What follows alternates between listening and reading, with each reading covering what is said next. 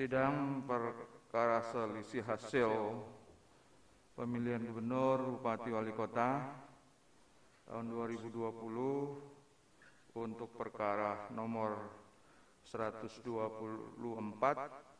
Gubernur Provinsi Kalimantan Selatan, nomor 21 Kota Banjarmasin dibuka dan dinyatakan terbuka untuk umum. Sebelum kita lanjut ke para pihak dalam hal ini termohon, pihak terkait dan pemberi keterangan, ada beberapa hal yang perlu kami permaklumkan. Pertama, selama kita di ruangan ini dimohon untuk tidak melepaskan masker dalam keadaan bicara atau dalam keadaan diam. Kemudian termohon pihak terkait dan Bawaslu, kalau ada keterangan tambahan bisa diserahkan pada awal atau sekarang agar kami bisa melakukan verifikasi sehingga nanti pada akhir sidang bisa kita sahkan. Silakan nanti petugas kami yang akan mengambil. Tolong petugas diambil alat-alat bukti dari pihak-pihak. Baik, untuk selanjutnya saya mohon Yang Mulia Dr. Soehartoyo untuk memandu jalannya sidang ini. Silakan Yang Mulia. Baik, terima kasih Pak Ketua Yang Mulia. Supaya diperkenalkan kuasa hukum yang hadir untuk perkara 124 pemohon ya.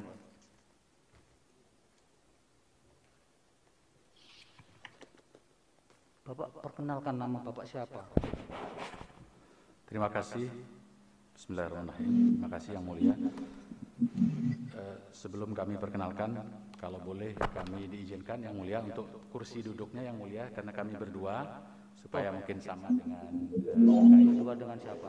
ini dengan Biar saja Pak, karena nanti akan berdekatan dengan sebelahnya ke Pak Bambang. Jadi tidak hadir karena kosong ini. Yang supaya koordinasinya Mulia, kursinya Mulia. Ya, apa diizinkan Yang Mulia untuk geser kursinya Yang Mulia? ini sebenarnya Bapak hanya untuk mendengarkan keterangan termohon dan Bawaslu serta. Jadi esensi koordinasinya enggak diperlukan terlalu mendesak ya. Baik. Karena Baik, nanti yang sana juga harus diperlakukan sama, nanti protokolnya menjadi bergeser Pak. Bapak begitu saja. Nanti kalau ada yang urgent, Bapak kan bisa. Kecuali nanti kalau tahapan-tahapan yang sifatnya memang diperlukan koordinasi yang intens ya. Kalau hari ini sebenarnya mendengarkan apa yang disampaikan KPU dan Bawaslu serta pihak terkait. Ya Pak ya. Baik Yang Mulia.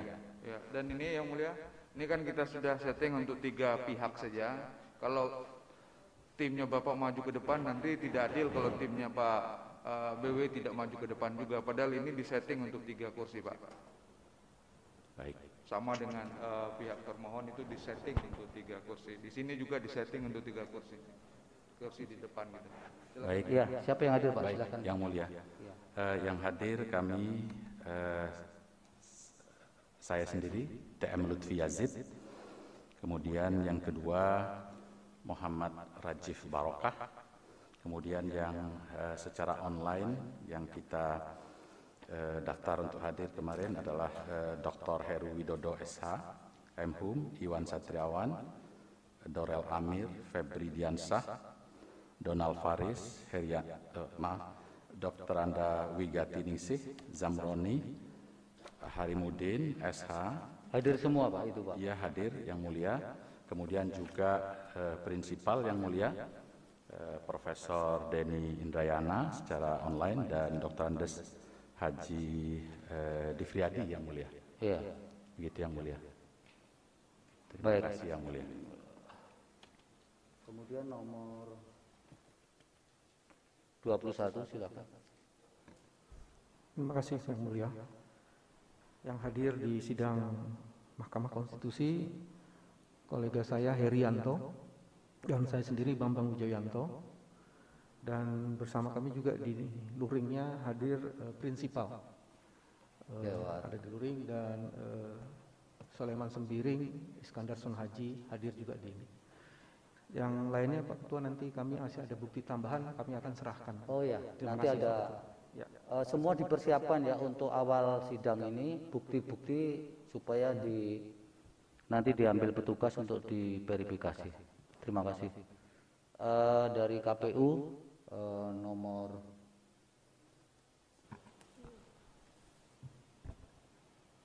124. Terima kasih Yang Mulia. Assalamualaikum warahmatullahi wabarakatuh. Waalaikumsalam. Saya Ali Nurdin, kuasa hukum KPU Provinsi Kalimantan Selatan. Bersama saya di sini hadir Pak Sarmuji, selaku Ketua KPU Provinsi Kalimantan Selatan. Baik. Dan secara online hadir dari KPU Provinsi Kalimantan Selatan, Dr. Hatmiati MPD, Edi Ariansah SIP MIP, dan dari kuasa hukum Dedi Mulyana SHMH, Subagio Haridarmo SH, dan Greta Santismar SH. Demikian Yang Mulia. Baik, terima kasih. Kemudian nomor 21. Terima kasih Yang Mulia. Hari ini saya Sahrani selaku kuasa hukum dari Komisi Pemilihan Umum Kota Banjarmasin yang hadir, didampingi pula oleh Heri Wijaya dari Komisi Pemilihan Umum Kota Banjarmasin. Selanjutnya untuk sidang daring dihadiri oleh Rahmiati Wahda selaku Ketua KPU Kota Banjarmasin dan Saripudin Akbar selaku anggota, yang didampingi juga oleh Edi Ariansah dari KPU Provinsi. Demikian Yang Mulia. Ya, terima kasih. Kemudian Bawaslu 124. Terima kasih Yang Mulia. Assalamualaikum warahmatullahi wabarakatuh.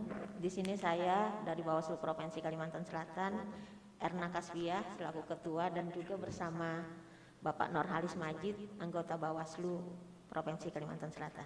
Kuasa. Ibu sebagai apa? Pemberi keterangan. Bukan. Ketua. Ketua ya. Oke.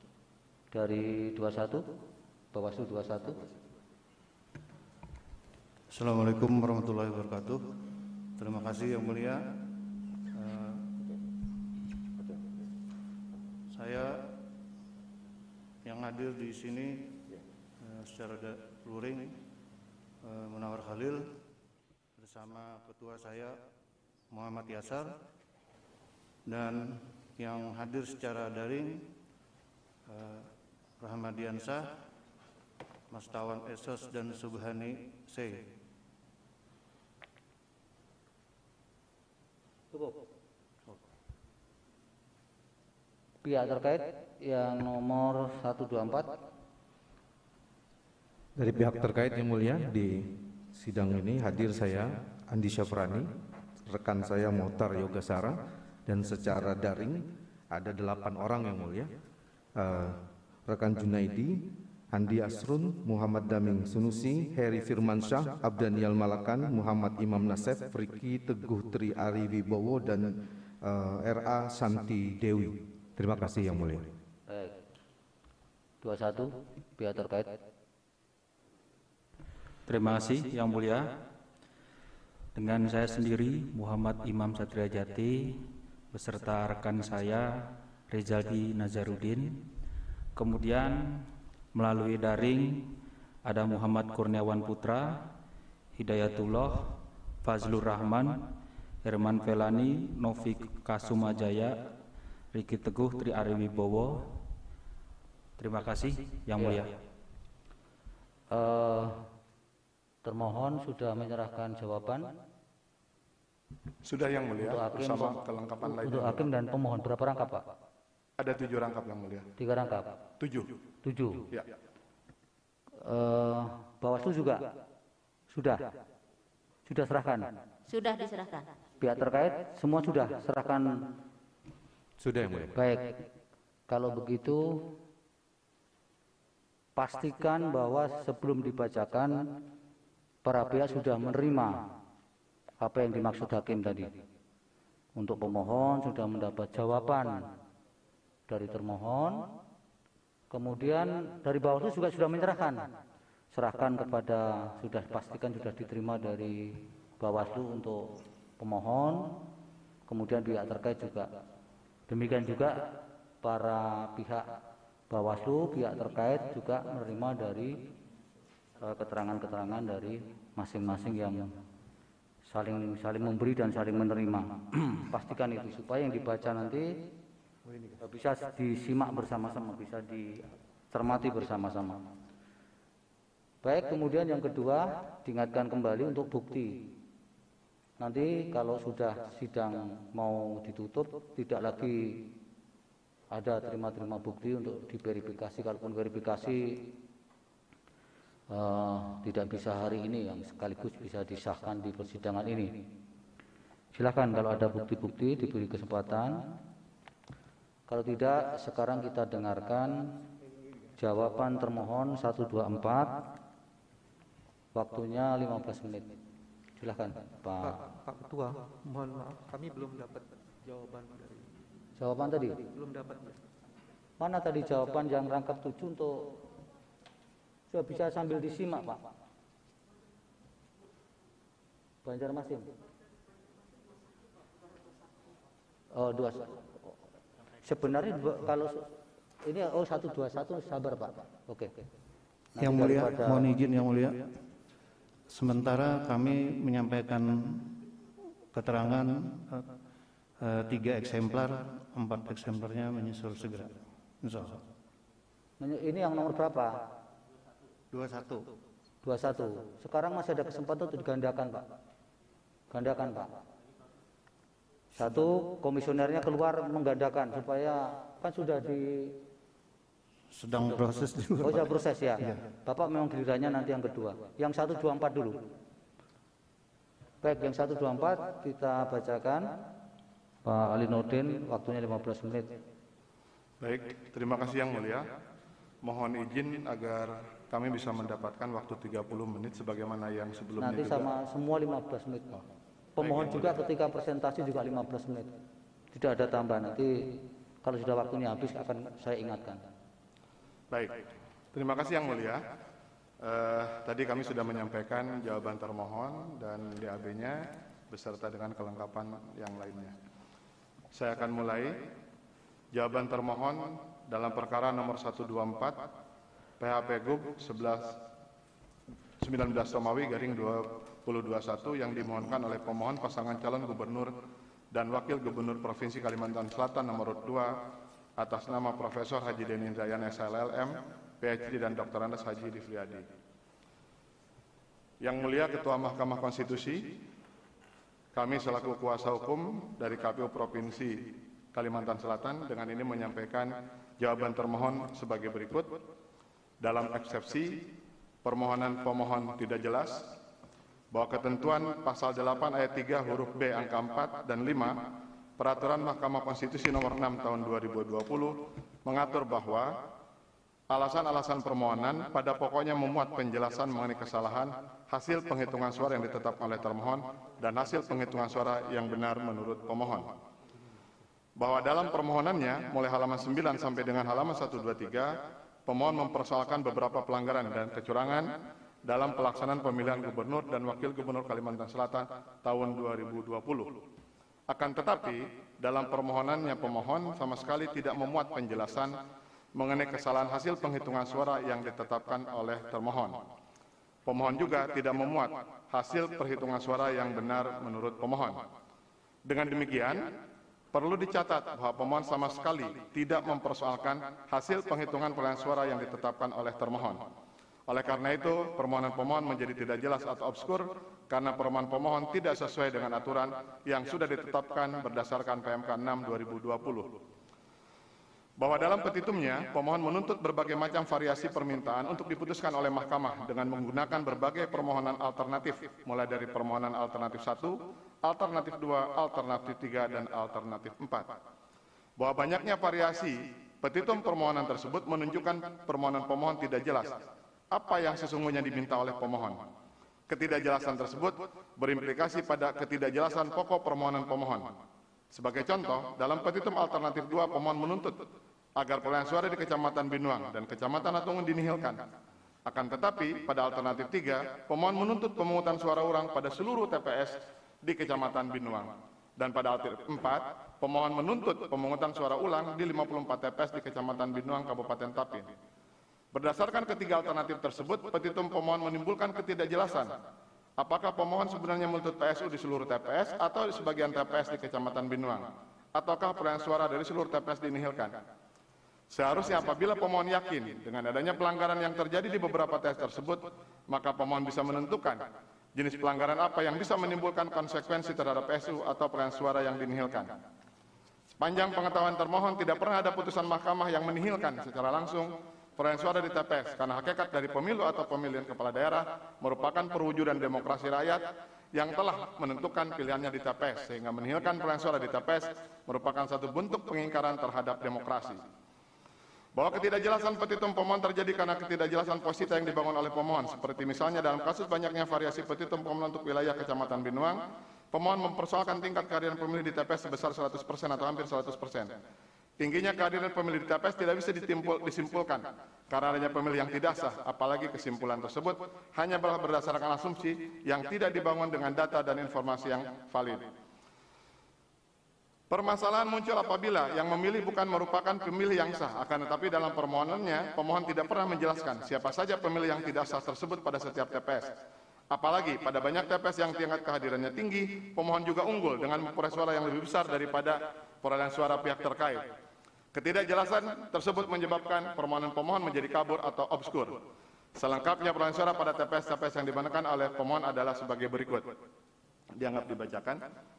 Begitu pula dengan dalil pemohon mengenai adanya petugas KPPS yang merusak surat suara sehingga banyak surat suara tidak sah, di mana dalil tersebut dibangun oleh pemohon dengan merujuk kepada banyaknya surat suara yang tidak sah.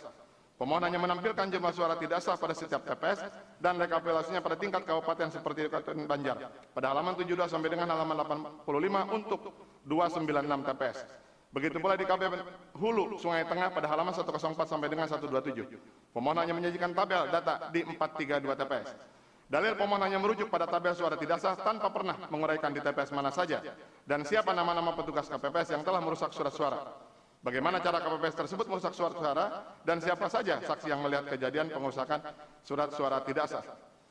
Dalil pemohon tersebut sangat tidak jelas karena jumlah suara tidak sah pada tabel ada jumlah suara tidak sah sebagaimana terdapat dalam formulir meneliti hasil KWK, di mana suara tidak sah tersebut berasal dari hasil penghitungan yang dilakukan secara terbuka pada tingkat TPS dengan dihadiri oleh saksi pasangan calon, pengawas TPS dan masyarakat luas, sehingga tidak ada peluang untuk melakukan kecurangan. Apabila benar bahwa terdapat kecurangan pengerusakan surat suara, maka dalil pemohon seharusnya merujuk pada keterangan saksi yang melihat adanya kejadian pengerusakan surat suara. Apalagi banyak kasus di tempat yang jumlah suara tidak sahnya tinggi, pemohon menang dengan perolehan suara yang lebih tinggi daripada perolehan suara pihak terkait. Selengkapnya perolehan suara ada pada tabel berikut ini. Dianggap dibacakan. Bahwa kesimpulan pemohon yang menyatakan bahwa surat tidak sah karena dirusak oleh KPP selain tidak jelas juga merupakan suatu fitnah yang sangat menyakitkan bagi jajaran penyelenggara pemilihan, khususnya pada tingkat TPS, terutama bagi mereka yang sudah bekerja keras siang dan malam, menjaga integritas dan kejujuran dalam melaksanakan tugasnya, dengan berbagai resiko yang harus mereka hadapi, seperti sakit karena kelelahan ataupun terpapar COVID-19. Oleh karena itu termohon bisa memahami jika di kemudian hari ada ketidakpuasan dan atau kemarahan dari para penyelenggara pemilihan tingkat TPS, termasuk potensi untuk menunjukkan gugatan hukum kepada pemohon karena nama baik dan kehormatannya telah dicemarkan secara terbuka oleh pemohon. Bahwa permohonan pemohon tidak jelas karena dalam permohonannya pemohon mempersoalkan data jumlah DPPA dan jumlah DPTB dengan menyimpulkan bahwa telah terjadi penggelembungan suara dan manipulasi. Pemohon hanya menyajikan tabel data jumlah DPPA dan DPTB untuk beberapa TPS tanpa disertai dengan data dan informasi yang berkaitan dengan adanya pelanggaran pada setiap TPS. Tidak ada satupun metode ilmiah yang bisa digunakan untuk menyimpulkan suatu fenomena dengan hanya didasari atas kuantitas tertentu tanpa ada sebab musabab atau hal ihwal yang menjadi penyebab adanya hubungan kausalitas antara fenomena yang terjadi dan hasil yang ditimbulkannya. Sebagai contoh ketidakjelasan pemohon dapat dilihat pada halaman 86 sampai dengan halaman 87 di mana pemohon menampilkan 29 TPS dengan judul penggelembungan suara dengan manipulasi data DPPA dan DPTB. Akan tetapi pada tabel tersebut dari 12 kolom hanya ada satu kolom yang berjudul total DPTB pengguna pilih tanpa ada kolom DPPH. Artinya dalam tabel tersebut tidak ada data pemilih pindahan. Oleh karena itu kesimpulan pemohon yang menyebutkan adanya manipulasi data DPPA dan DPTB menjadi tidak berdasar. Begitu pula dengan jumlah DPTB dari 29 TPS, tiba-tiba pemohon menyimpulkan jumlah DPTB itu terjadi karena adanya manipulasi. Apalagi banyak kasus di berbagai TPS di mana jumlah DPTB tinggi, pemohon ternyata memperoleh suara yang jauh lebih besar daripada pihak terkait. Selengkapnya adalah sebagai berikut, ada sedikit renvoy pada kolom ketiga, tertulis DPPH harusnya DPTB, tertulis DPTB harusnya DPPH. Di mana itu Pak renvoynya, Pak? Di halaman 7. Di sini yang mulia, untuk TPS 7 bisa dilihat jumlah DPTB 37, akan tetapi perolehan suara pemohon hanya 29. Jadi tidak mungkin pemilih DPTB tersebut menguntungkan pemohon. Begitu juga di TPS 9, Desa Manarap Tengah, jumlah DPTB-nya 18, akan tetapi perolehan suara pemohon hanya 10. Sehingga tidak mungkin pemilih dalam DPTB tadi memilih pemohon, memilih pihak terkait. Yang renvoy tadi mana Pak Ali? Di halaman 7, 7 mana ini? judul tabel, ada DPPH. Jawaban saudara juga nggak ada halamannya. Di bagian bawah halaman 7. Apa beda ini? Di atas angka 9. Nomor 7. Halaman 7. Oh iya. 7 jawaban termohon, oke. Nomor? Di sini ada tabel yang mulia. Nomor 2 ya? Ya, ada tabel pada kolom ketiga, tertulis DPPH harusnya DPTB. Ya, ditertukar. Mestinya DPPH ya.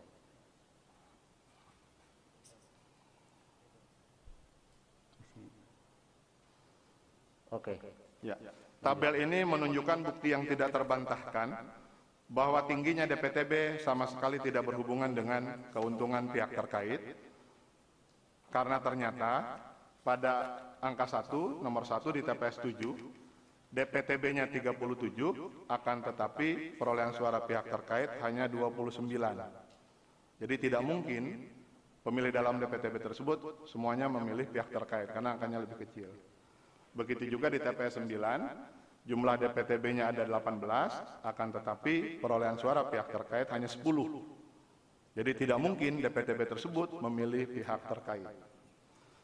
Saya lanjutkan di angka 9, bahwa daftar pemilih tambahan adalah orang yang memiliki hak pilih, akan tetapi tidak terdaftar dalam DPT, sehingga pemilih tersebut adalah pemilih yang dilindungi oleh undang-undang.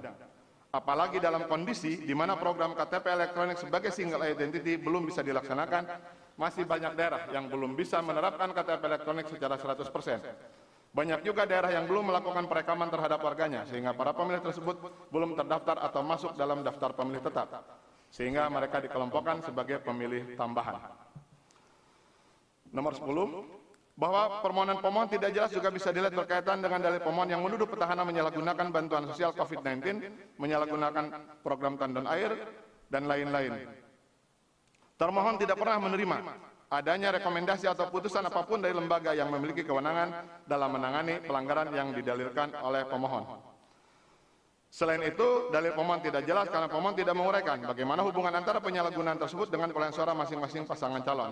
Buktinya, sebagaimana dalam tabel halaman 9, angka 10, pemohon menang di 8 kabupaten dari 13 kabupaten yang ada di Provinsi Kalimantan Selatan. Dalam pokok perkara, tanggapan atas pengantar pemohon, bahwa dalam bagian pengantarnya, pemohon menceritakan tekadnya untuk mengikuti pemilihan gubernur dan wakil gubernur Kalimantan Selatan tahun 2020 dan ingin membuktikan bahwa uang bukan segalanya. Tekad pemohon untuk membangun Kalimantan Selatan haruslah kita hargai dan memberikan apresiasi atas tekad dan kesungguhannya dalam mengikuti Pilgub Kalsel 2020. Pemohon juga menyatakan bahwa meskipun dengan pendanaan yang sangat terbatas, pemohon telah membuktikan sebagai lawan tanding yang seimbang dengan selisih suara hanya 0,4%. Pemohon mempersoalkan adanya pelanggaran terhadap prinsip pemilu yang berjam-judil karena pelanggaran terstruktur, sistematis dan masif yang melibatkan bukan hanya petahana melainkan juga struktur birokrasi pemerintahan. Bahwa pengantar pemohon tersebut menunjukkan pemohon telah menerima hasil penghitungan perolehan suara yang dilakukan termohon. Hal mana dibuktikan dengan tidak adanya posita yang mempersoalkan kesalahan hasil penghitungan yang dilakukan oleh termohon. Padahal uraian mengenai keharusan memuat kesalahan penghitungan suara yang dilakukan termohon merupakan persyaratan wajib yang harus dimuat dalam permohonan pemohon sebagaimana diatur dalam PMK 6/2020. bahwa dalil pemohon mengenainya pelanggaran yang terstruktur, sistematis, dan masif adalah bukan kewenangan Mahkamah Konstitusi untuk memeriksa dan mengadilinya.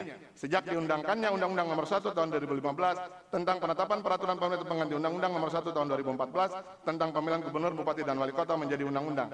Selanjutnya disebut Undang-Undang Pemilihan. Hal ini bisa dilihat dari berbagai putusan Mahkamah Konstitusi dalam penyelesaian perselisihan pemilihan sejak tahun 2015, 2017, dan 2018.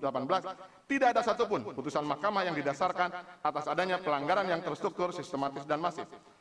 Bahwa menurut Mahkamah, sejak adanya Undang-Undang Pemilihan sudah ada pembagian tugas dan wewenang yang jelas antara penyelenggara pemilu dan pihak lainnya, termasuk mengenai penanganan pelanggaran pemilihan yang terstruktur, sistematis, dan masif yang menjadi kewenangan pengawas pemilihan umum. Dasar hukumnya secara eksplisit ditentukan dalam pasal 135A ayat 2 Undang-Undang Pemilihan yang pada pokoknya Bawaslu Provinsi menerima dan memeriksa memutus pelanggaran administrasi pemilihan yang terjadi secara terstruktur, sistematis, dan masif. Berdasarkan kewenangan menangani pelanggaran administrasi pemilihan yang struktur dan masif yang ditentukan dalam Undang-Undang Bawaslu telah membentuk Peraturan Bawaslu Nomor 9 Tahun 2020 tentang tata cara penanganan pelanggaran administrasi pemilihan gubernur dan wakil gubernur, bupati dan wakil bupati, serta wakil kota dan wakil kota yang terjadi secara terstruktur, sistematis, dan masif. Per Bawaslu 9 2020. Terhadap calon yang terbukti. Permohonan Pak Ali. Ya, lanjut. Pengantar dianggap dibacakan. Pokok permohonan jawab. Pokok permohonan bahwa Undang-Undang Pemilihan telah mengatur beberapa sanksi diskualifikasi pasangan calon, yaitu pasal 71 ayat 5, pasal 732, pasal 76 ayat 3. Bahwa penerapan ketentuan pasal 71 ayat 5 Undang-Undang Pemilihan mengenai sanksi pembatalan pasangan calon bagi petahana yang dianggap melanggar pasal 71 ayat 2 dilaksanakan dengan mekanisme apabila terdapat laporan atau temuan dugaan pelanggaran. Bahwa petahana melakukan mutasi pejabat tanpa izin Menteri Dalam Negeri atau menggunakan wewenang program dan kegiatan yang menguntungkan atau merugikan salah satu pasangan calon. Di mana laporan atau temuan tersebut diterima oleh Bawaslu Provinsi dengan menggunakan ketentuan yang diatur dalam pasal per Bawaslu 8 tahun 2020. Bahwa dengan demikian, berdasarkan ketentuan Undang-Undang Pemilihan, sanksi pembatalan pasangan calon atas pelanggaran administrasi pemilihan harus diawali dengan adanya laporan atau temuan kepada Bawaslu Provinsi Kalimantan Selatan, di mana Bawaslu Provinsi belum melakukan pemeriksaan atas dugaan pelanggaran tersebut, dan apabila terbukti adanya pelanggaran, maka Bawaslu akan memberikan rekomendasi kepada KPU untuk membatalkan pasangan calon. Oleh karena itu, Mahkamah tidak berwenang melakukan pemeriksaan pelanggaran administrasi yang sudah menjadi kompetensi absolut dari Bawaslu. Tuntutan pemohon agar Mahkamah Konstitusi memeriksa dugaan pelanggaran pemilihan adalah merupakan bentuk tuntutan pengambil alihan kewenangan Bawaslu, provinsi, kabupaten, kota yang merupakan pelanggaran serius terhadap sistem demokrasi di Indonesia. Bawaslu Provinsi Kalimantan Selatan sampai saat ini telah melakukan tugasnya dengan baik, masih mampu untuk bekerja sesuai dengan kewenangannya, tidak ada alasan yang cukup untuk mengambil alih tugas dan wewenang Bawaslu Provinsi Kalimantan Selatan. Apalagi sampai dengan saat ini, Bawaslu Provinsi Kalimantan Selatan tidak pernah dinonaktifkan ataupun dijatuhi hukuman sanksi kode etik karena tidak melaksanakan tugasnya. Bahwa dalil pemohon yang merujuk kepada sanksi diskualifikasi pasangan calon dalam perkara nomor 45 mengenai perselisihan hasil pemilihan wakil bupati Kota Barat tahun 2010 adalah tidak relevan lagi dalam pemeriksaan perkara perselisihan hasil pemilihan gubernur dan wakil gubernur Kalimantan Selatan dengan alasan putusan tersebut dikeluarkan pada tanggal 7 Juli 2010 di mana pemilihan kepala daerah pada waktu itu masih termasuk dalam rezim pemilihan umum yang menjadi kewenangan Mahkamah Konstitusi berdasarkan pasal 24C Undang-Undang 1945 serta tidak ada pengaturan pembagian tugas dan wewenang penyelenggara pemilihan sebagaimana diatur dalam Undang-Undang Pemilihan. Bahwa berdasarkan putusan MK nomor 97 tertanggal 19 Mei 2014, Mahkamah telah menegaskan pendiriannya bahwa pemilihan gubernur bukan merupakan rezim pemilihan umum. Oleh karena itu, kewenangan Mahkamah Konstitusi perselisihan hasil pemilihan gubernur bukanlah kewenangan yang diturunkan dari pasal 24 ayat 1 Undang-Undang Dasar 45, melainkan kewenangan tambahan yang bersifat sementara yang semata-mata dimaksudkan menghindari kekosongan hukum sebagaimana diatur dalam pasal 157 Undang-Undang Pemilihan sampai terbentuknya Badan Peradilan Khusus. Sehingga kedudukan Mahkamah dalam hubungannya dengan penyelesaian perselisihan hasil pemilihan adalah sebagai pelaksana undang-undang yang telah ditentukan batas-batasnya. Bahwa berdasarkan Undang-Undang Pemilihan, penanganan pelanggaran administrasi yang menjadi tugas undang-undang dari Bawaslu.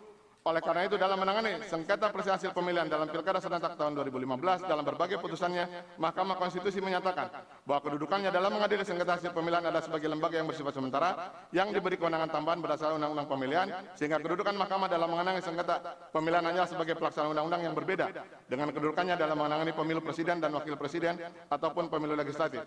Oleh karena itu, Mahkamah Konstitusi tidak berwenang untuk menangani pelanggaran administratif pemilihan yang telah diatur dalam Undang-Undang Pemilihan, sehingga Mahkamah Konstitusi tidak memiliki memiliki kewenangan untuk membatalkan pasangan calon dalam pemilihan gubernur dan wakil gubernur, bupati dan wakil bupati, wali kota dan wakil wali kota. Dengan demikian tidak alasan yang cukup bagi Mahkamah untuk membatalkan pasangan calon gubernur dan wakil gubernur Kalimantan Selatan tahun 2020. Bahwa dalam pokok permohonannya pada halaman 9 sampai dengan 10, pemohon menuntut agar perolehan suara pasangan calon dibatalkan atau dinihilkan dengan alasan terjadinya kecurangan. Bahwa pemohon merujuk pada putusan Mahkamah Konstitusi nomor 101 tahun 2016 mengenai sengketa pemilihan bupati dan wakil bupati Kabupaten Teluk Bintuni, di mana Mahkamah menihilkan perolehan suara pasangan calon. Dalil pemohon tersebut tidak berdasar karena dalam perkara tersebut Mahkamah tidak serta-merta menihilkan perolehan suara pasangan calon, akan tetapi dilakukan secara bertahap. Setelah ditemukan adanya pelanggaran, Mahkamah tidak lantas menihilkan, akan tetapi dilakukan pemungutan suara ulang. Namun demikian, setelah PSU dilakukan, masih terdapat adanya pelanggaran, sehingga Mahkamah memerintahkan PSU yang kedua kalinya. Kemudian setelah PSU tersebut masih ditemukan adanya pelanggaran, maka Mahkamah menyatakan menihilkan perolehan suara di TPS 4 Kabupaten Muna dan TPS 1 Kampung Moyeba di Teluk Bintuni. Menurut pemohon, perolehan suara di Kecamatan Binuang dan Kecamatan Hatungan harus dinihilkan karena prinsip luber dan jurdil telah dilanggar dengan alasan adanya kehadiran 100% DPT yang pada kenyataannya banyak yang tidak hadir dan memberikan suaranya pada pihak lain. Ada suasana ketakutan atas intimidasi yang menyebabkan tidaknya kehadiran saksi pemohon karena dari pengalaman sebelumnya saksi yang hadir diancam dengan ancaman fisik. Dalam positanya, pemohon tidak pernah menguraikan pengalaman seperti apa, kapan dan bagaimana ada saksi yang diancam dan dipaksa pulang. Karena faktanya pemohon baru sekali ini maju sebagai calon. Lantas saksi siapa yang diancam dan dipaksa pulang? Akan tetapi pada kenyataannya, seperti di kota Banjarmasin, yang suasananya relatif aman dan kondusif, ternyata pemohon banyak tidak menghadirkan saksi mandat di berbagai TPS di kota Banjarmasin. Dari 1.199 TPS, pemohon hanya menghadirkan saksi mandat di 1.114 TPS. Ketidakhadiran saksi mandat pemohon di TPS tidak mempengaruhi pelaksanaan pemilihan yang jujur dan adil, karena faktanya pemohon memperoleh suara yang lebih tinggi dari pihak terkait. Padahal apabila pemilihan berlangsung dengan kecurangan, tentunya di TPS di mana saksi pemohon tidak hadir, pemohon akan kalah dengan perolehan suara yang lebih rendah dari pihak terkait.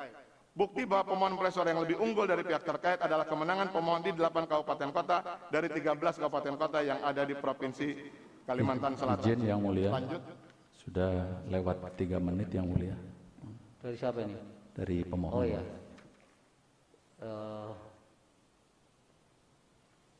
Lebih dari 3 menit berarti 18 menit. Berarti kita memang ini begini supaya para pihak bisa memahami.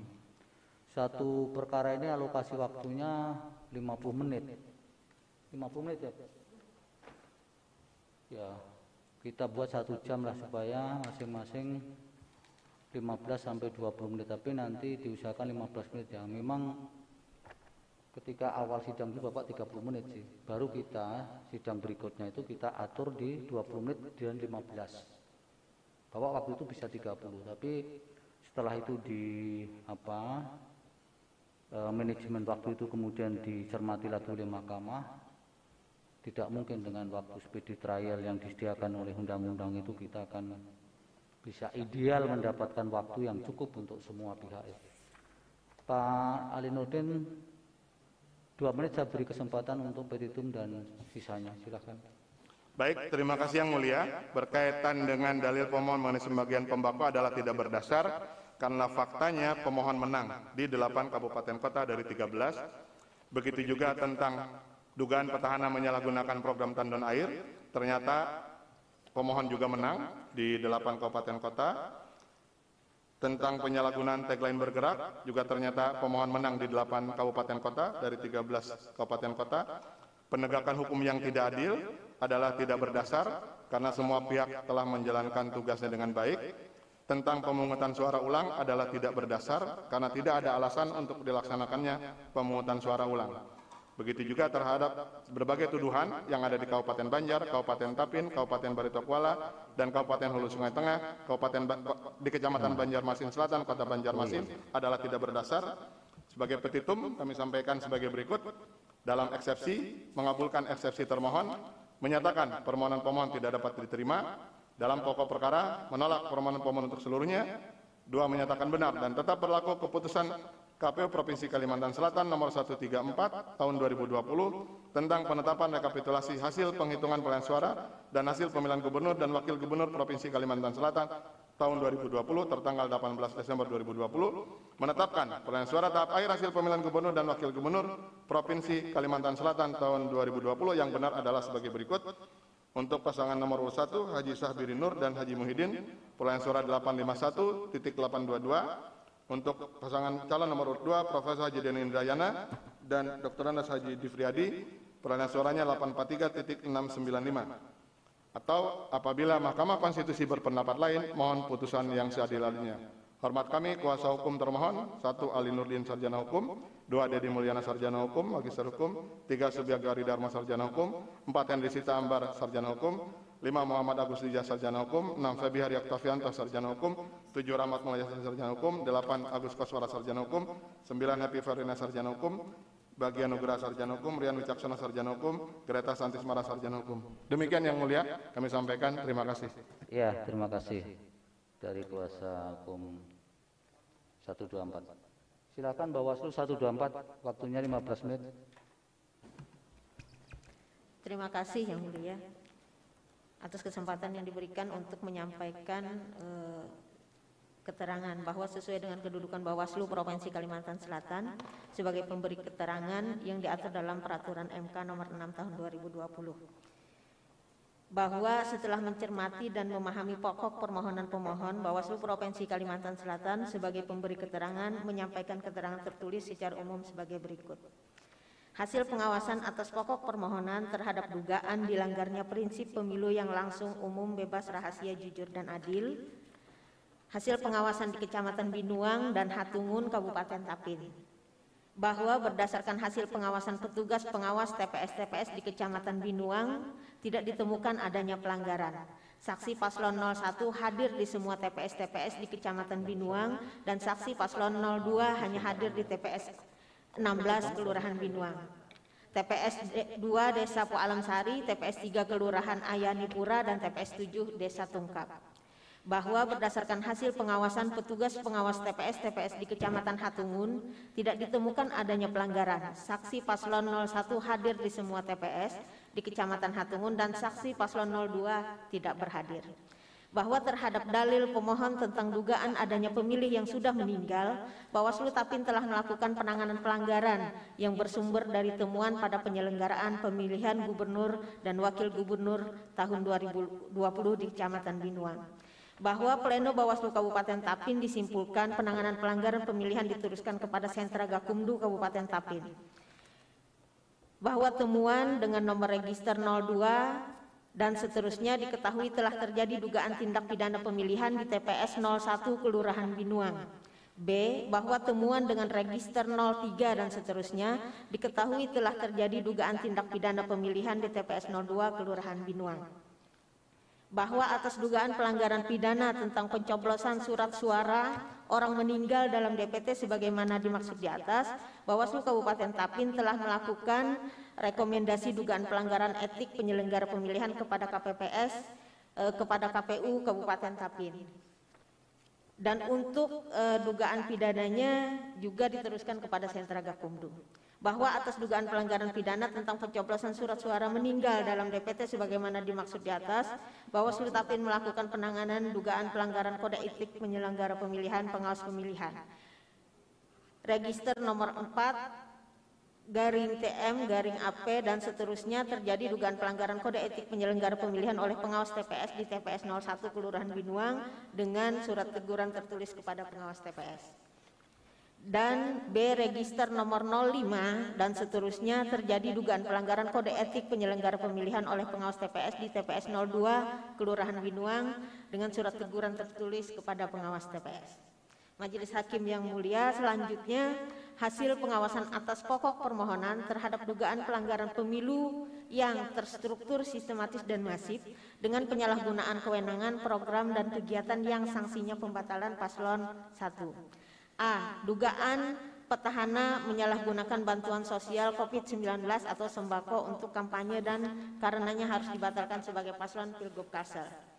Bahwa Bawaslu Provinsi Kalimantan Selatan telah melakukan penanganan pelanggaran terkait dugaan penyalahgunaan bantuan sosial COVID-19 sembako untuk kampanye dengan nomor register 03 dan seterusnya selanjutnya dianggap dibacakan, bahwa Bawaslu Provinsi Kalimantan Selatan melakukan analisis melalui gelar perkara dalam rapat pleno sebagai bagian dari kajian terhadap laporan nomor 03 dan seterusnya berdasarkan fakta-fakta, bukti-bukti dari hasil klarifikasi terhadap saksi dan saksi ahli, diambil kesimpulan perbuatan terlapor atas nama Haji Sahbirin Nur, calon gubernur tidak memenuhi unsur-unsur dalam rumusan pasal 71 ayat 3 dan 5 Undang-Undang nomor 10 tahun 2016 tentang pemilihan gubernur, bupati, dan wali kota.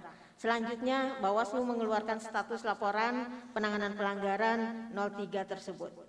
Bahwa Bawaslu Kabupaten Kota se-Provinsi Kalimantan Selatan tidak pernah menerima atau melakukan penanganan temuan dan atau laporan pelanggaran pemilihan terkait dengan penyalahgunaan bantuan sosial COVID-19 atau sembako untuk kampanye.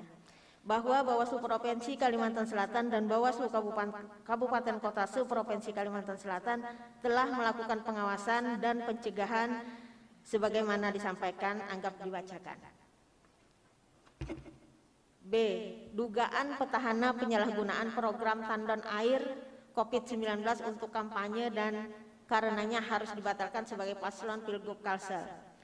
Bahwa Bawaslu Provinsi Kalimantan Selatan serta Bawaslu Kabupaten Kota se-Provinsi Kalimantan Selatan tidak ada menerima laporan atau temuan penanganan pelanggaran terkait dugaan penyalahgunaan program tandon air COVID-19 untuk kampanye. Bahwa Bawaslu Provinsi Kalimantan Selatan serta Bawaslu Kabupaten Kota se-Provinsi Kalimantan Selatan telah melakukan pencegahan dan pengawasan diantaranya sebagai berikut, dianggap sudah dibacakan. C. Dugaan penyalahgunaan tagline bergerak pada program-program pemerintah Provinsi Kalimantan Selatan yang kemudian menjadi tagline kampanye petahana dan atau paslon 1. Bahwa Bawaslu Provinsi Kalimantan Selatan telah melakukan penanganan pelanggaran terkait dugaan penyalahgunaan tagline bergerak pada program pemerintah Provinsi Kalimantan Selatan dengan nomor register 02 dan seterusnya dianggap dibacakan. Bahwa Bawaslu Provinsi Kalimantan Selatan melakukan analisis melalui gelar perkara dalam rapat pleno sebagai bagian dari kajian terhadap laporan 02 dan seterusnya berdasarkan fakta-fakta, bukti-bukti dari hasil klarifikasi terhadap saksi-saksi dan saksi ahli. Bawaslu Provinsi Kalimantan Selatan mengambil kesimpulan perbuatan terlapor atas nama Haji Sahbirin Nur, calon gubernur, tidak memenuhi unsur pasal 188 junto pasal 71 ayat 3 Undang-Undang nomor 10 tahun 2016 tentang pemilihan gubernur, bupati, dan wali kota. Selanjutnya Bawaslu mengeluarkan status laporan penanganan pelanggaran 02 dan seterusnya dihentikan. Bawaslu Kabupaten Kota se-Provinsi Kalimantan Selatan tidak pernah menerima atau melakukan penanganan temuan dan atau laporan pelanggaran pemilihan terkait penyalahgunaan tagline bergerak pada program-program pemerintah Provinsi Kalimantan Selatan dengan nomor register pada program-program pemerintah Provinsi Kalimantan Selatan dengan nomor register 02 dan seterusnya. Bawaslu Provinsi Kalimantan Selatan serta Bawaslu Kabupaten Kota se-Provinsi Kalimantan Selatan telah melakukan pencegahan dan pengawasan dalam tahapan tersebut. Lalu hasil pengawasan atas dugaan penegakan hukum tidak adil, transparan, dan bertentangan dengan peraturan perundang-undangan. Bahwa Bawaslu Provinsi Kalimantan Selatan telah memeriksa 7 penanganan pelanggaran yang bersumber dari laporan pada penyelenggaraan pemilihan gubernur dan wakil gubernur Kalimantan Selatan tahun 2020 sebagai berikut. A. Penanganan pelanggaran dugaan money politik atau politik uang dengan nomor register 01-LP-PG-PROP-22.00-10 Romawi 2020. Bahwa Bawaslu Provinsi Kalimantan Selatan telah melakukan penanganan pelanggaran terkait dugaan money politik atau politik uang yang dilaporkan oleh Jurkani SH selanjutnya dianggap dibacakan. Bahwa Bawaslu Provinsi Kalimantan Selatan melakukan analisis melalui gelar perkara dalam rapat pleno sebagai bagian dari kajian terhadap laporan 01 dan seterusnya berdasarkan fakta-fakta, bukti-bukti dari hasil klarifikasi terhadap saksi-saksi. Laporan 01 bagaimana supaya langsung kepada kesimpulan? 01 laporan itu bagaimana? Laporannya tentang dugaan adanya money politik. Pada akhirnya bagaimana hasil? Dihentikan karena tidak memenuhi dari hasil kajian kami tidak memenuhi unsur pasal 187A terkait dengan money politik. 02. Kasus 02 juga dihentikan. Karena apa? Karena tidak memenuhi unsur. 03. Juga dihentikan. Alasannya apa? Sama yang mulia, Ya, tidak kasih memenuhi unsur penjelasan pasal 71. alasannya saja. 04 bagaimana? Jadi tidak Penanganan semua. pelanggaran dengan tagline kampanye juga tidak memenuhi unsur. Yang 04 ya. Ya. Terus Kasus 04 penanganan tindak 04 tidak 04 ada memenuhi 2 unsur. itu. Oke. Tagline dengan dugaan tindakan bedah rumah.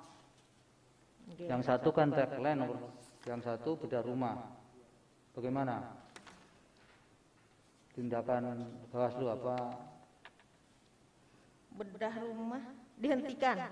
Karena apa? Juga tidak memenuhi unsur.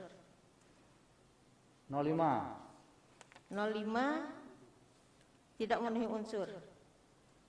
05 mengenai apa itu?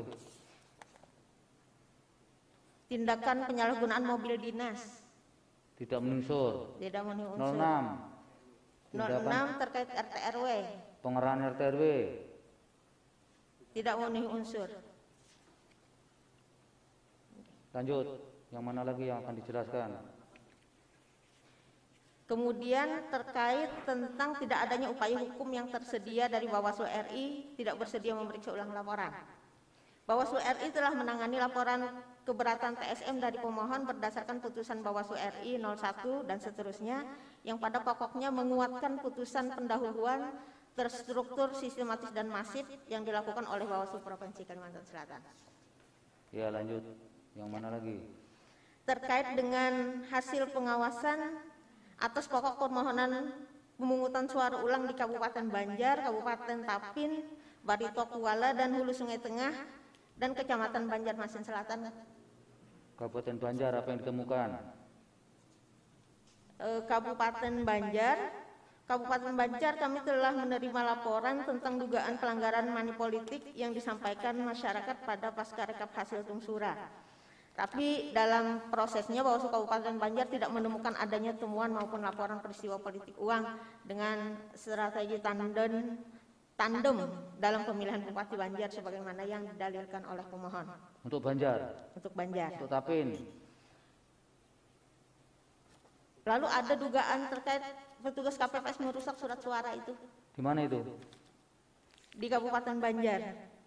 Juga tidak diinikan. Petugas KPPS merusak surat suara. Untuk yang di Kabupaten Banjar di Kecamatan Sungai Tabuk itu telah direkomendasikan untuk PSU, pemungutan suara ulang. Sudah dilakukan? Sudah dilakukan PSU di salah satu TPS 8 Desa Pembantanan, Kecamatan Sungai Tabuk. Di Banjar itu? Di Kabupaten Banjar karena adanya sudah selesai. KPPS mencoblos 8 sudah selesai melalui proses PSU. Ada lagi rekomendasi lain di Banjar? Terkait dengan adanya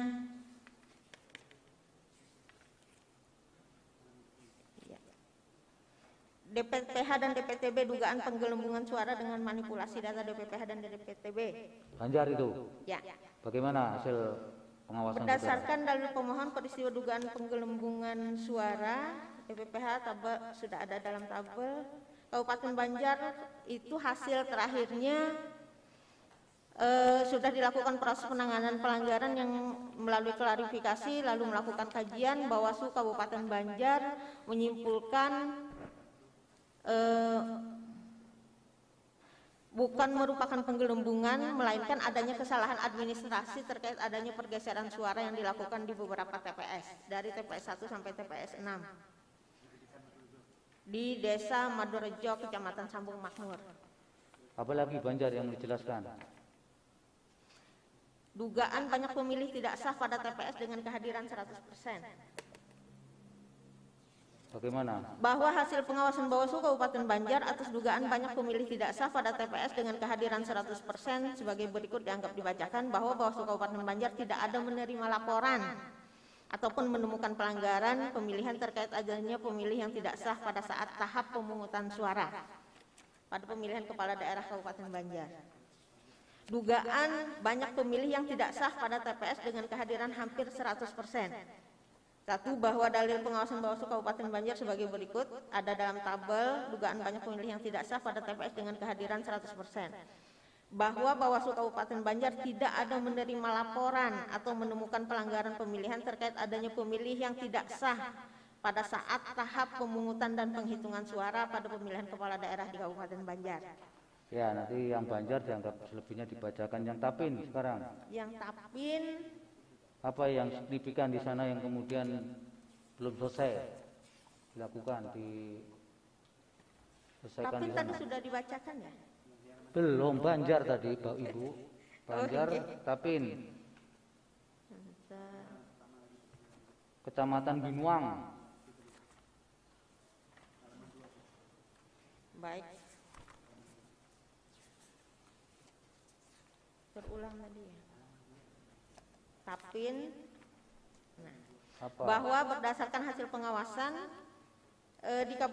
di Kabupaten Tapin, Kecamatan Binuang dan Hatungun, Kabupaten Tapin, berdasarkan hasil pengawasan tidak ditemukan adanya pelanggaran. Tadi kami bacakan, lalu apa memangnya dugaan pelanggaran yang ada di sana untuk Tapin ini? Yang sudah ditindaklanjuti kawan-kawan yang terkait dengan adanya pemilih yang sudah meninggal dunia hadir di TPS menggunakan hak pilih ada di Tapin. Kalau yang lain, yang Tapin hanya itu, yang Kecamatan Binuang. Iya, yang pemilih meninggal dunia menggunakan hak pilihnya di 2 TPS ya, di Kabupaten Tapin. Barito Kuala sekarang. Barito Kuala. Berkenaan apa ini?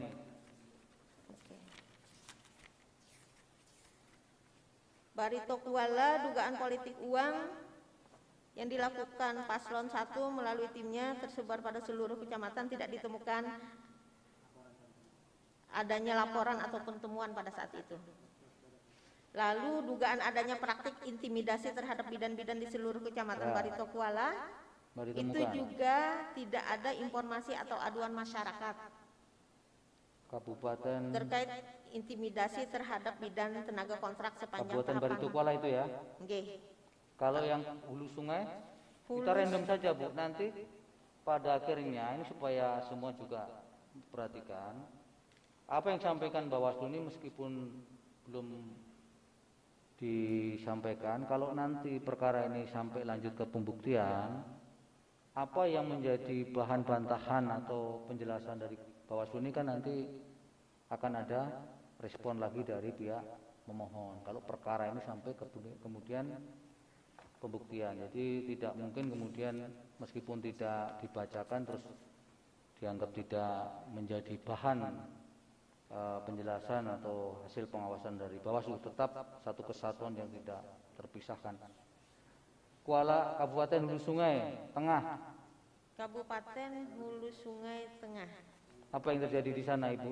Ini Bu yang membuat kok harus didikte dari belakang itu bagaimana? Dugaan petugas KPPS merusak surat suara sehingga banyak surat suara tidak sah. Itu yang didugakan, tetapi dalam pengawasan kami bahwa terhadap dalil permohonan pemohon terhadap dugaan pengerusakan surat suara di 432 TPS di Kabupaten Hulu Sungai Tengah, Bawaslu Kabupaten Hulu Sungai Tengah telah melakukan hasil pengawasan, tidak ditemukan adanya pelanggaran tersebut. Yang didalilkan pemohon itu? Ya. Itu kabupaten apa namanya kalau Hulu Sungai Tengah itu, Bu? HST, Kabupaten Hulu Sungai Tengah. Nama kabupatennya? Kotanya? Ya. Barabai. Barabai ya. Okay. Oke. Masih ada yang disampaikan? Kota Banjarmasin terakhir. Ya, silakan.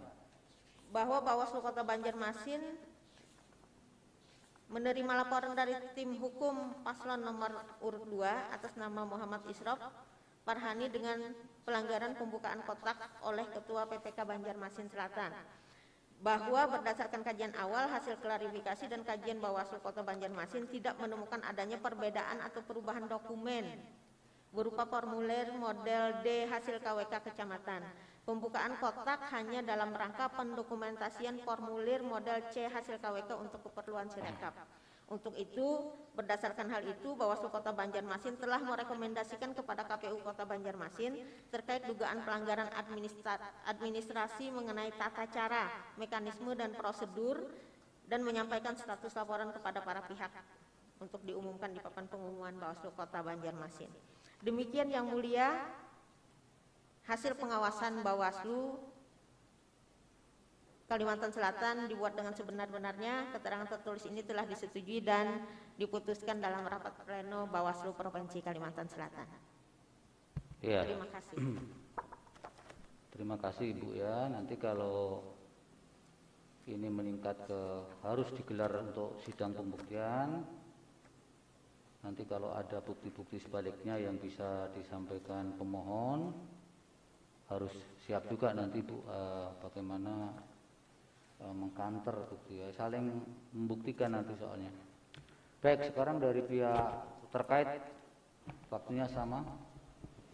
Terima kasih Yang Mulia. Pertama, saya ingin sampaikan Yang Mulia bahwa kami hanya memberikan keterangan atau tanggapan terhadap perbaikan permohonan yang disampaikan pada tanggal 28 Desember 2020. Kami tegaskan ini karena pada sidang pendahuluan kemarin, setelah mencermati risalah sidang, pemohon membacakan sesuatu yang tidak ada di dalam perbaikan permohonan.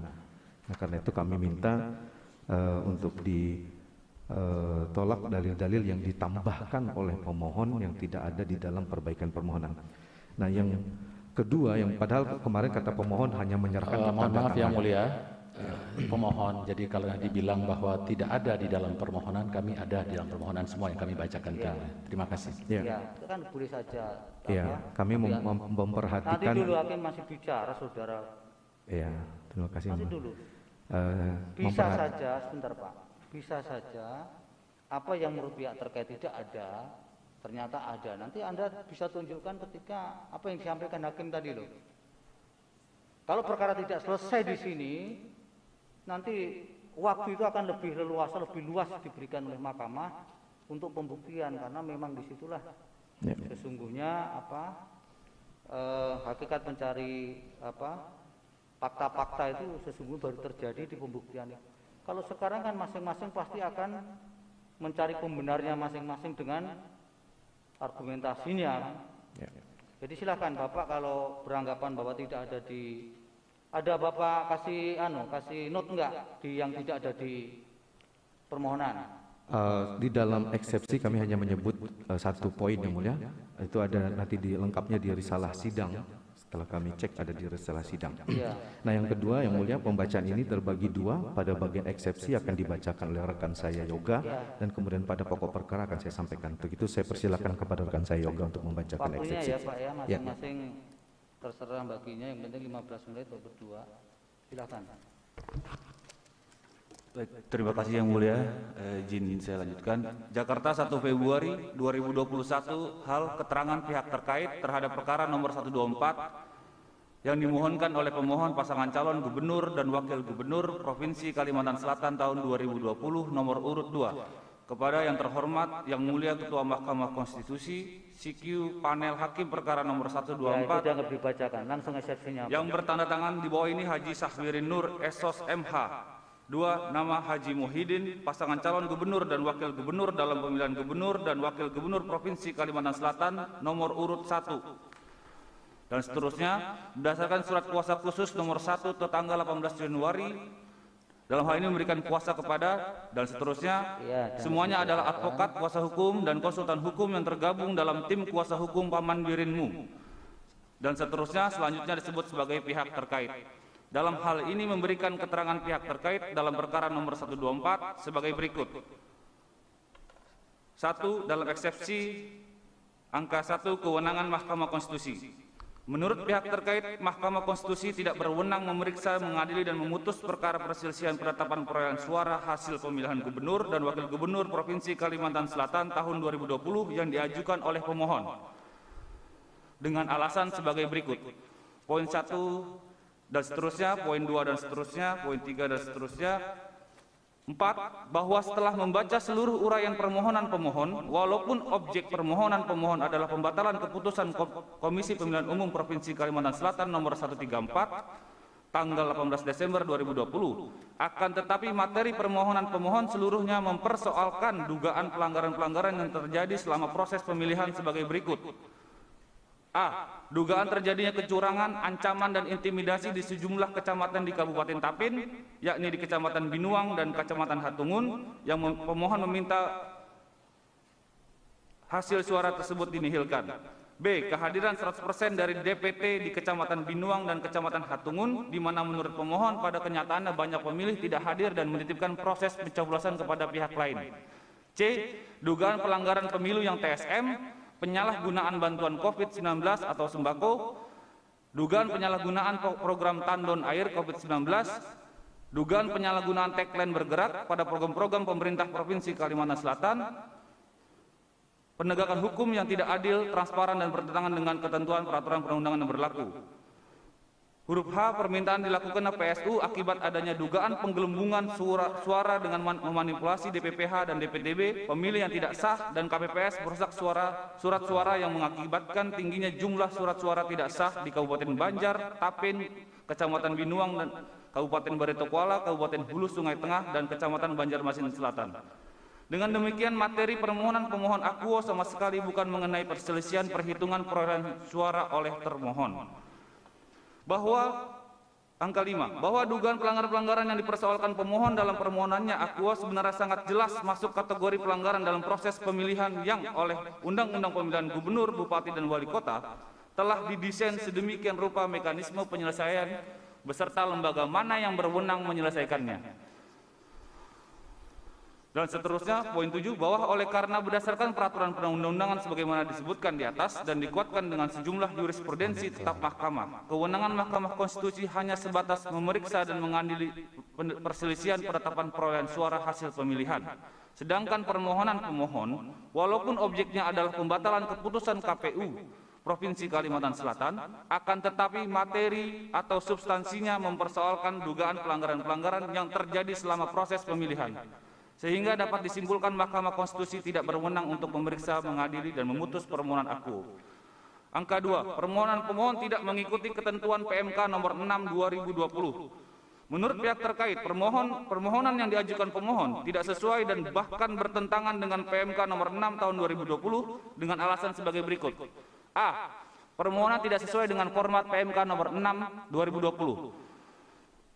Menurut pihak terkait, permohonan pemohon pasangan calon gubernur dan wakil gubernur Provinsi Kalimantan Selatan nomor urut 2 tidak sesuai dengan format yang diatur dalam PMK nomor 6 tahun 2020 dengan alasan sebagai berikut.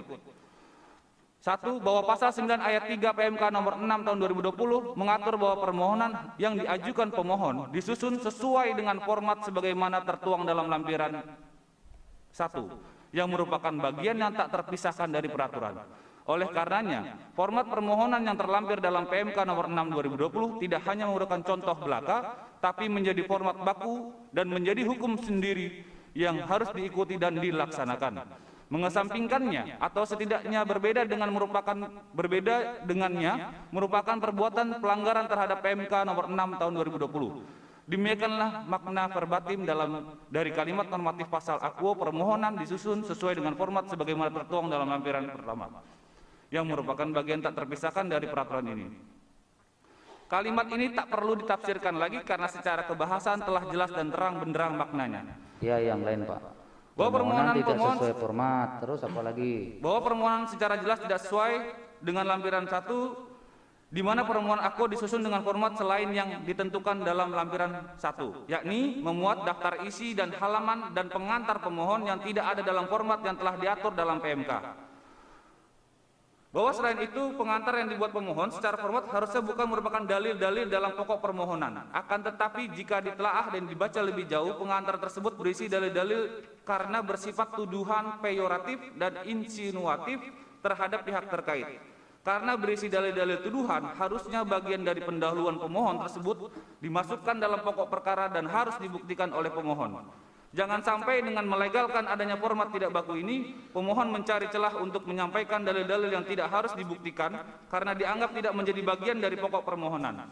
Pendahuluan seperti itu dijadikan cara untuk menghindari adanya beban pembuktian kepada pemohon atau escape from burden of proof, padahal pendahuluan yang dibuat berisi tuduhan-tuduhan serius harus dipertanggungjawabkan secara hukum karena apa yang tertulis dalam dokumen permohonan merupakan dokumen hukum yang dibaca publik dan dipertimbangkan dalam satu kesatuan putusan mahkamah. Dan seterusnya, poin B, perbaikan permohonan tidak mengikuti PMK nomor 6 2020. Bahwa pada sidang pendahuluan tanggal 26 Januari 2021, pemohon membacakan ringkasan permohonan yang ternyata di dalamnya memuat tambahan dalil-dalil atau fakta baru yang tidak pernah dimuat dalam perbaikan permohonan yang diterima oleh kepanitiaan mahkamah pada tanggal 28 Desember 2020 pukul 14.48 WIB. Materi tersebut antara lain terkait dengan fakta-fakta dalam persidangan di Dewan Kehormatan Penyelenggaraan Pemilu atau DKPP. Hal ini dapat dibuktikan dari risalah sidang. Ini jelas bertentangan dengan ketentuan PMK nomor 6 di mana diatur bahwa perbaikan permohonan hanya dibolehkan 1 kali dan itu hanya pada 3 hari setelah permohonan awal disampaikan. Dan seterusnya. Mengingatkan saudara waktu tersisa 5 menit ya. Ya.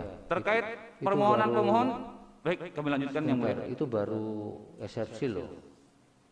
Manage waktunya yang tinggal 5 menit mau sampaikan untuk pokok permohonan tidak. Ya, baik, dilanjutkan dalam pokok permohonan oleh rekan kami yang mulia. Terima kasih. Sebenarnya dibacakan highlight-nya apa yang membuat kabur karena perbaikan tidak sesuai dengan yang dibacakan, kemudian sistematika tidak sesuai dengan PMK. Highlight-nya saja sebenarnya. Demikian juga di pokok permohonan, Pak. Apa saja yang menurut Anda tidak dalil-dalil permohonan pemohon yang tidak yang tidak beralasan untuk saudara. Oke, saya lanjutkan yang mulia. Ya. Terkait dengan eksepsi dianggap dibacakan semuanya yang mulia. Kemudian dalam pokok permohonan, pertama bahwa dalil-dalil yang disampaikan pemohon, ini dimulai dari halaman 14 yang mulia, itu semuanya adalah pengulangan terhadap laporan-laporan yang sudah diproses dan diterima setelah diputus oleh Bawaslu Provinsi maupun juga oleh Bawaslu Republik Indonesia. Di sini kami telah sampaikan tabelnya sebagaimana tadi telah dibacakan oleh Bawaslu dalam keterangannya. Kami tambahkan di halaman 16 ada 3 laporan yang disampaikan oleh pemohon langsung kepada Bawaslu RI dan juga telah disampaikan hasilnya melalui pemberitahuan status laporan, di mana semua laporan-laporan tersebut dinyatakan tidak dapat dilanjutkan. Kemudian yang mulia, dalil-dalil pemohon dikonstruksi dengan logika yang dipaksakan, post hoc ergo propter hoc, jadi tidak ada korelasi antara dalil dengan apa yang diinginkan oleh pemohon. Karena kalau kita menggunakan logika yang disampaikan oleh pemohon, maka pemohon ini berasumsi bahwa harusnya seluruh petahana dalam pilkada 2020 menang semua. Padahal faktanya kita tahu tidak semua petahana menang pada pilkada ini. Nah, logika ini kemudian dapat kita lihat pembantahannya sebagaimana pada putusan Mahkamah Agung nomor 1 tahun 2021. Ini adalah putusan yang terbaru dan terakhir terkait dengan adanya proses pelanggaran yang dihubungkan dengan diskualifikasi terhadap pasangan calon, yaitu terkait dengan pasangan calon di Kota Bandar Lampung, di mana dalam pertimbangan hukumnya Mahkamah Agung membantah dalil-dalil atau logika yang dibangun oleh pemohon di sini, yaitu di halaman 99 dan 100 pada putusan aku. Kami tuliskan di halaman 17 yang mulia. Dalil-dalil pemohon ini pada dasarnya adalah over generalization atau bahkan exaggeration, yaitu berlebih-lebihan, di mana kita bisa lihat pemohon di sini mendalilkan hanya ada 1 TPS misalnya yang dinyatakan sebagai TPS yang bermasalah, tapi seluruh TPS-TPS yang lain dianggap bermasalah tanpa memberikan penjelasan tentang kesalahan apa dari TPS-TPS yang dituliskan oleh pemohon. Nah, logika yang berikutnya adalah yang kami ingin sampaikan, terasa sekali ada logika berbasis atau tidak mengatakan syarat hawa nafsu yang disampaikan oleh pemohon. Dengan tujuan mengejar kemenangan, pemohon anehnya dan bisa-bisanya mendalilkan dan meminta untuk menihilkan perolehan suaranya sendiri di Kecamatan Binuang dan Hatungun, serta menolak mengakui kemenangannya sendiri cukup signifikan atas pihak terkait di Kabupaten Hulu Sungai Tengah. Nah, padahal tidak ada penjelasan tentang kecurangan yang dimaksud secara detail di TPS tersebut. Dalil-dalil ini secara eksplisit menyatakan bahwa pemohon tidak peduli dan tidak berterima kasih kepada para pemilihnya di 2 kabupaten tersebut dan justru minta diabaikan atau dinihilkan karena dianggap tidak mampu mengantarkan pemohon untuk menjadi gubernur Kalimantan Selatan. Yang mulia, di sini ada kesalahan ketik, coretan yang mulia. Kami renvoy, dinihilkan, setelah itu ada TN, TDD, CB itu diangkat salah yang mulia, dicoret yang mulia. Halaman berapa itu? Halaman 19 yang mulia.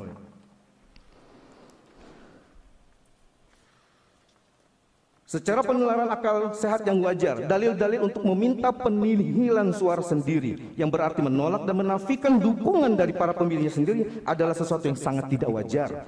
Dalil seperti ini tidak lagi berdasar pada logika, apalagi berdasarkan hukum, tapi didorong oleh hawa nafsu. Pemohon sebagaimana kita bisa lihat pada halaman 74 sampai 85, kemudian 104 sampai 120 memberikan daftar tabel yang disebut oleh pemohon sebagai dalil-dalil kuantitatif. Akan tetapi kami di sini menyatakan bahwa dalil-dalil tersebut sebenarnya adalah ketikan belaka atau daftar belaka daripada TPS-TPS tersebut.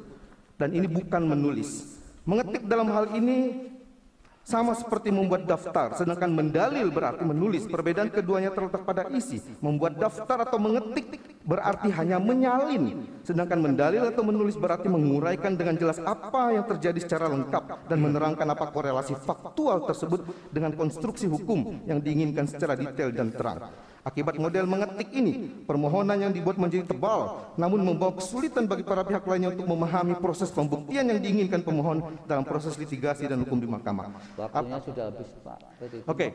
Yang mulia, yang terakhir kami ingin katakan bahwa permohonan ini adalah catch all plea, seperti catch all party ingin menyusun semua temuan-temuan tapi tidak jelas apa uraiannya. Terkait dengan hal-hal yang sifatnya detail satu persatu mengenai tanggapan terhadap dalil-dalil yang disampaikan pemohon, kami sampaikan yang mulia di keseluruhan keterangan ini yang berjumlah 277 halaman. Dianggap dibacakan semuanya yang mulia, dan kami menyatakan menolak seluruh dalil-dalil yang disampaikan oleh pemohon. Terakhir pada petitum yang mulia, dalam eksepsi mengabulkan seluruh eksepsi pihak terkait, menyatakan permohonan pemohon tidak dapat diterima. Dalam pokok perkara menolak permohonan pemohon untuk seluruhnya, menyatakan benar dan sah keputusan KPU Provinsi Kalimantan Selatan dan seterusnya. Demikian yang mulia pokok-pokok yang dapat kami sampaikan terkait dengan keterangan pihak terkait. Assalamualaikum warahmatullahi wabarakatuh. Selamat pagi. Izin yang mulia, boleh diinterupsi. Begini yang mulia, karena ada hal-hal yang sangat penting tadi disampaikan baik oleh Bawaslu bahwa misalnya tidak ada pelanggaran sama sekali. Iya, nanti iya Pak. Ya, yang mulia. Ini maksud saya yang mulia, termasuk kami dianggap mengarang oleh terkait ya terhadap permohonan kami bahwa kami membacakan sesuatu yang tidak ada dalam permohonan. Bolehkah kami yang mulia? Ini mana yang disampaikan yang untuk mana? Untuk Bawaslu atau untuk Bawaslu maupun terkait yang mulia? Sudah ya. Pak, nanti kami yang akan mencermati. Kalau diizinkan kami menyampaikan, tidak meluruskan. Tidak. Hanya satu yang dia sampaikan soal data DKPP. Ya. Ada tidak di permohonan saudara? Karena itu Anda membacanya membaca resume. Ya. DKPP yang disebutkan dimasukkan SST tadi. Ada tidak data itu? Iya. Ada. Ada yang mulia. Ya sudah, kalau ada nanti dibuktikan kalau boleh kami menyerahkan ini yang mulia jawaban meluruskan karena ada hal yang penting. Oh tidak ada. Itu nanti diserahkan pada sidang berikutnya. Oh, baik. Sekarang sudah tidak ada lagi tanggapan atas tanggapan. Nah, ini nanti ada replik, ada duplik lagi. Ya. Nggak selesai nanti Pak. Izin kalau boleh diperbolehkan prinsipal yang mulia barangkali Profesor Denny nanti sesuatu. Ini masih akan menjelaskan untuk tahapan berikutnya Pak. Nanti terserah ketua panel yang kalau memberi kesempatan ke prinsipal. Saya jelaskan dulu ya. setelah pembacaan jawaban termohon, keterangan pihak terkait dan keterangan Bawaslu, Mahkamah akan menyikapi permohonan ini dan akan kemudian melakukan rapat permusyawaratan hakim yang 9 hakim itu, sehingga bagaimana selanjutnya perkara ini disikapi oleh Mahkamah, nanti Bapak-bapak akan mendapatkan penjelasan lebih lanjut atau pemberitahuan lebih lanjut dari Mahkamah. Termasuk kalau Bapak masih akan menyampaikan segala hal yang akan disampaikan tadi untuk merespon apa yang disampaikan oleh KPU, Bawaslu dan pihak terkait. Kalau nanti memang Mahkamah memutuskan bahwa perkara Bapak ini digelar dibuka kembali secara luas untuk pembuktian, segala hal itu bisa disampaikan di persidangan. Kalau hari ini Bapak tambahan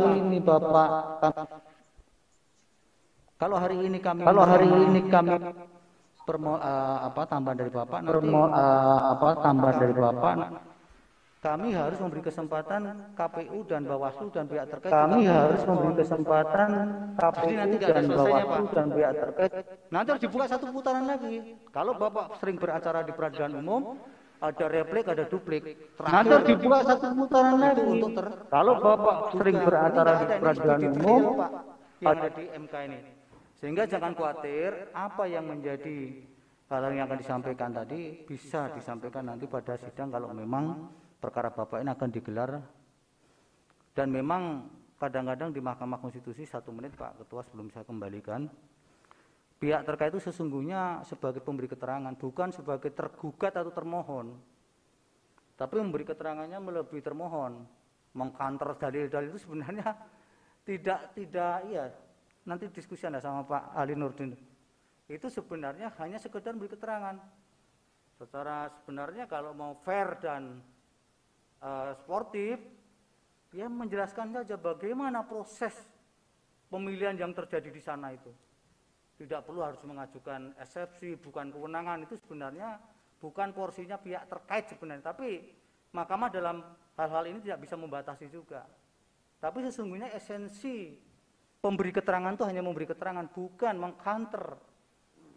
Itu yang kemudian itu Pak, pasti kemudian membuat situasi menjadi panas. Pemohon, tapi itulah nggak apa-apa. Ini namanya beracara yang kontennya adalah perselisihan kepentingan, kasus konkret, inter partes, itu pasti begini suasananya.